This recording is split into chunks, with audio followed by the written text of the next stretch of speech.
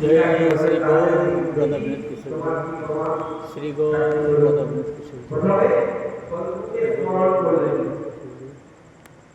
श्री गौर তার রূপ ধারণ করে রামচন্দ্রের চরণে পড়ে সাষ্টাঙ্গ দণ্ডবত প্রণাম করে হাত করে দাঁড়িয়ে আছেন। প্রভু, কি আদেশ আপনার?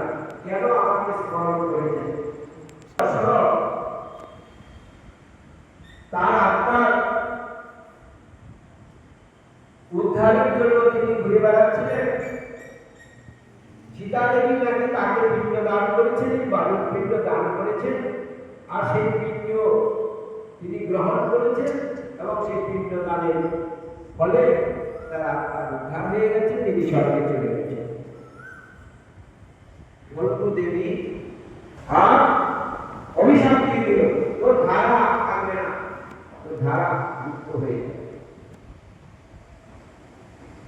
কেঁদে কেঁদে প্রভুর চরণে পড়ে প্রভু